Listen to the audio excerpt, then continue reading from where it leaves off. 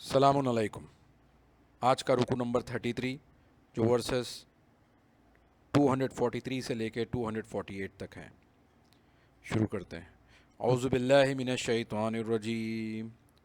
الم تر الی الذین خرجوا من دیارہم وهم الوف حذر الموت۔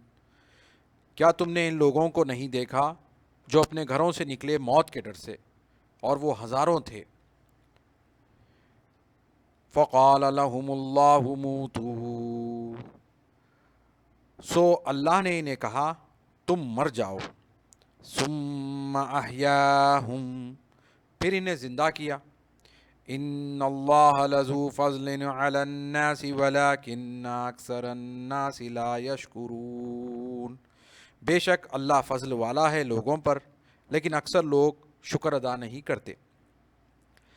یہ بات واضح ہو رہی ہے کہ ہزاروں لوگ موت کے ڈر سے گھروں سے باہر نکلے۔ عموماً جو ہے جب لوگ کسی خوف میں ہوتے ہیں تو وہ یعنی گویا ایسے ہوتے ہیں موت آنے سے پہلے موت کے ڈر میں مرے ہوئے ہوتے ہیں۔ تو اللہ نے انہیں میٹافوریکل موت کے لیے فقال لهم اللہ موتوا، ایسے لوگ جو موت سے ڈرے ہوئے تھے، جو ایک مردہ کیفیت میں تھے، ایون دو وہ ہزاروں میں تھے، تو اللہ نے کہا کہ تم مر جاؤ۔ تو ہم یہاں پر میٹافوریکل یعنی نفسیاتی موت، ان کے جو خوف والی زندگی ہے اس کو ختم کرنے کی بات کہی، ویسے سمجھ میں آ رہا ہے۔ پھر اس کے بعد میں اللہ نے انہیں زندہ کیا۔ جب ان کے پاس سے موت کا ڈر جاتا رہا تو وہ حقیقی معنوں میں زندہ ہوئے، لیکن یہ سب کے سب پہ امپلیمنٹ نہیں ہوا، کیونکہ اللہ تعالیٰ آگے یہ بھی بتا دے رہا ہے کہ ان اللہ لذو فضل علی الناس، اللہ تو چاہتا ہے کہ لوگوں پر، مینکائنڈ پر، پورے کے پورے مینکائنڈ پر فضل کرے، لیکن اکثر لوگ ناشکرے ہوتے ہیں۔ لیکن اکثر لوگ اللہ کی ان باتوں پر کہ اللہ ان کو اپنے پیغامات، اپنے رسولوں کے ذریعے، اپنے میسنجرز کے ذریعے جو ان کے اندر ریئل زندگی پیدا کرنے کے لیے، جو ان کے بیجا اس عارضی زندگی کے ساتھ جو اٹیچمنٹ رہ کے ان کو جو خوف رہتا ہے اس کو ختم کرنے کے لیے اور ان کو آزاد کر دینے کے لیے اس خوف سے میسنجرز کو بھیجاتا ہے میسیجز کے ساتھ، لیکن اکثر لوگ اس کا شکر ادا نہیں کرتے اور اسی موت کے ڈر میں، اسی جو ہے دنیاوی اٹیچمنٹ کے خوف کے ساتھ زندگی بسر کرتے ہیں، لیکن جب جس پہ فضل ہو جاتا ہے تو وہ ریئل زندگی گزارتا ہے۔ وَقَاتِلُوا فِي سَبِيلِ اللَّهِ وَاعْلَمُوا أَنَّ اللَّهَ سَمِيعٌ عَلِيمٌ، اور تم اللہ کے راستے میں لڑو اور جان لو کہ اللہ سننے والا، جاننے والا ہے۔ اب اللہ کے راستے میں لڑنا، سب سے پہلے اپنے دشمن سے لڑنا ہے، یعنی اپنے نفس سے، اپنے ایسے فیلنگز سے جو ہمیں اللہ کے راستے سے ہٹاتے ہیں۔ تو اللہ کے راستے پہ جب ہم چل رہے ہیں، صبح سے لے کے اپنی زندگی شروع کرتے ہیں، شام تک مکمل کرتے ہیں، پھر سوتے ہیں، پھر صبح اٹھتے ہیں، تو یہ جو تمام زندگی میں ہمارے ساتھ جو بیڈ فیلنگز ہمارے اندر آ رہے ہیں، جو ہمارا نفس ہمیں بھٹکاتے رہتا ہے، جو ہمارے فیلنگ جیسے کینہ، حسد، بخل، بیک بائٹنگ، یہ تمام چیزیں جو ہمیں اللہ کے راستے سے ہٹا دینے والی ہیں، ان سے پہلے لڑنا ہے، پھر سامنے والے کے نفس سے لڑنا ہے۔ تو یہ لڑائی ہماری زندگی پر چلتے رہے گی، اور تم اللہ کے راستے میں لڑو اور جان لو کہ اللہ سننے والا، جاننے والا ہے۔ اب دیکھیں یہاں پر اللہ تعالیٰ نے اپنے ناموں میں سے جو اللہ سمیع لیا ہے، یعنی ہم جتنی بات کرتے ہیں اللہ سننے والا ہے، ہم بیک بائٹنگ کر رہے ہیں، ہم لوگوں کے بارے میں غلط باتیں کر رہے ہیں، یہ اللہ سننے والا ہے، اور ہم غلط خیالات رکھ رہے ہیں کسی کے بارے میں، حسد، کینہ، یہ سب اللہ جاننے والا بھی ہے۔ تو اللہ تعالیٰ نے اپنے ناموں میں جو تعین کیا یہاں پر، جو لڑائی کے بعد میں جو ہم اپنی نفس کے ساتھ اور دوسروں کی نفس کے ساتھ لڑتے ہیں، تو اللہ نے اپنے ناموں میں سے تعین کیا کہ ان اللہ سمیع علیم، اللہ سننے والا ہے ہم جو کچھ کر رہے ہیں اور جاننے والا ہے۔ من ذا الذی یقرض اللہ قرضا حسنا فیضاعفہ لہ اضعافا کثیرہ، کون ہے جو اللہ کو قرض دے اچھا قرض، پھر وہ اسے کئی گنا بڑھا دے۔ اب غور کریں کہ دنیا کی ہر چیز اللہ نے ہی دی ہے ہمیں، ہماری اپنے وجود سے لے کے ہمارے پاس جتنے اشیاء ہیں، جب ہم پیدا ہوئے تو بالکل اس برہنہ پیدا ہوئے، آج ہمارے پاس جو کچھ بھی ہے وہ اللہ کا دیا ہوا ہے، لیکن اس کے باوجود بھی جب اللہ تعالیٰ آپ کو ہی کامیاب کرنے کے لیے اللہ کے راستے میں انفاق کرنے کی بات کر رہا ہے تو اس کو گویا کہ قرض بول رہا ہے، یعنی اچھا قرض، ایک ادھار لے رہا ہے آپ کے پاس سے۔ پھر اس کو دگنا کر کے، کئی گنا کر کے آپ کو جو ہے نا اس میں کئی گنا اس کی زیادتی کر کے آپ کو لوٹانے کا وعدہ کر رہا ہے۔ یہ اللہ کی ہی بڑائی ہے کہ اپنے دیے ہوئے رزق کو آپ کے پاس سے انفاق کروا کر اس کو قرض کے طور پہ اپنے پاس رکھ رہا ہے، پھر آپ کو لوٹانے کے لیے اس کو کئی گنا کر کے اس دنیا میں یا پھر آخرت میں۔ واللہ یقبض ویبسط۔ اب غور کریں کہ اللہ تعالیٰ فرماتے ہیں کہ اللہ ہی تنگی دیتا ہے اور فراغی بھی دیتا ہے۔ اب دیکھیں، اگر غلطی سے بھی مال کے اوپر بھروسہ کر کے یہ سوچا کہ یہ مال ہمیں کام میں آ جائے گا اور ہم اللہ کے راستے میں نہ خرچیں، تو اللہ ہی ہے جو پھر اس مال میں آپ کو تنگی کر دے۔ کون ہے پھر اس کو فراغی دے؟ اور اگر ہم اللہ کے راہ میں خرچ کرتے جائیں اور اللہ کے پاس ہمارے پاس کچھ نہ بھی رہے، تو اللہ ہی ہے جو پھر فراغی دینے والا ہے۔ تو واللہ یقبض ویبسط، اللہ ہی تنگی دیتا ہے اور فراغی بھی دیتا ہے۔ وَإِلَيْهِ تُرْجَعُونَ، اور اسی کی طرف تم لوٹائے جاؤ گے۔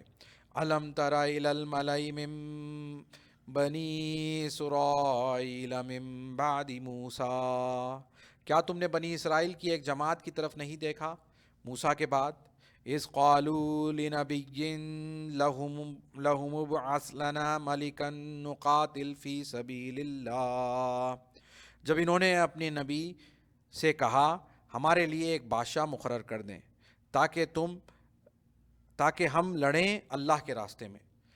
اب ان لوگوں نے اپنے موسیٰ کے بعد جو بھی نبی آئے تھے ان سے انہوں نے گزارش کی کہ ہمارے لیے ایک لیڈر مقرر کر دے، ایک بادشاہ مقرر کر دے، ملک، تاکہ ہم اللہ کے راستے میں لڑیں۔ اب یہ دیکھیں، اکثر لوگ جو سچویشنز ہوتے ہیں اس میں جو اللہ نے احکامات دیے وہ نہیں کرنے کے لیے کئی ایسے واقعات ہیں جس میں اگر ایسا ہوتا، اگر ویسا ہوتا کی فیلنگز رکھنے والے، یہ ایسے لوگ ہیں جو کنڈیشنز رکھتے ہیں کہ ہم اس زمانے میں اگر ہو جاتے، ہم اس زمانے میں ہو جاتے، کاش ہمارے پاس ایک بادشاہ ہوتا۔ یہ جو ہے اچھے لوگوں کی نشانی ایسی نہیں ہوتی۔ اچھے لوگوں کی نشانی یہ ہوتی ہے کہ جن سچویشن میں وہ ہیں وہ ان کو جو کرنا ہے وہ کرتے ہیں۔ اب یہاں پہ ان لوگوں نے کہا کہ جب انہوں نے اپنے نبی سے کہا ہمارے لیے ایک بادشاہ مقرر کر دے تاکہ ہم لڑیں اللہ کے راستے میں، تو ان کا جواب دیکھیں، قال هل عصیتم ان کتب علیکم القتال الا تقاتلوا، اس نے کہا ہو سکتا ہے کہ اگر تم پر جنگ فرض کی جائے یعنی لکھ دی جائے تو تم نہ لڑو، یہ بھی ممکن ہو سکتا ہے۔ پہلے تو تم احکام پوچھ رہے ہو، لیکن جب احکام آ جائیں تو پھر تمہارے پاس تم ضروری نہیں ہے کہ ان احکام کو تم قبول کرو۔ آج ہم خود قرآن کو اپنا امام مانتے ہیں، لیکن جب قرآن کھولا جائے گا، قرآن فرقان اپنے احکامات ہم پہ نازل کرتا جائے گا، جیسے ہم ایک ایک آیت پڑھتے جا رہے ہیں، تو ہم میں سے کتنے ہیں ان احکامات پہ عمل کریں گے؟ بول تو رہے ہیں القرآن والمہدی امامنا، ہمارا روز نعرہ لگاتے ہیں ہم، لیکن جیسے قرآن کھلے گا اور قرآن اپنی ڈکٹیٹ کرتے جائے گا کہ یہ کرو اور یہ نہ کرو، تو ہم میں سے کتنے ہیں جو یہ ریڈی ہیں کہ سر تسلیم خم ہر آیت کے اوپر اور ہم اس پہ عمل کرتے چلے جائیں؟ تو یہی بات ہو رہی ہے کہ ان کے نبی نے کہا کہ ہو سکتا ہے کہ اگر تم پر جنگ فرض کی جائے تو تم نہ لڑو، تو انہوں نے جواب دیا قالوا وما لنا الا نقاتل فی سبیل اللہ وقد اخرجنا من دیارنا وابنائنا، وہ کہنے لگے اور ہمیں کیا ہوا کہ ہم اللہ کی راہ میں نہ لڑیں گے، اور البتہ ہم اپنے گھروں سے اور اپنی آل اولاد سے نکالے گئے، یعنی ان پر جو بھی ظلم ہوا تھا ہمیں یاد ہے، ہم ضرور لڑیں گے وغیرہ بول کے انہوں نے ایشورنس دلایا۔ لیکن ہوا کیا دیکھیے، فَلَمَّا كُتِبَ عَلَيْهِمُ الْقِتَالُ تَوَلَّوْا إِلَّا قَلِيلًا مِّنْهُمْ، پھر جب ان پر جنگ فرض کی گئی یعنی لکھ دی گئی تو ان میں سے چند ایک کے سوا سب پھر گئے، یعنی نہیں لڑے۔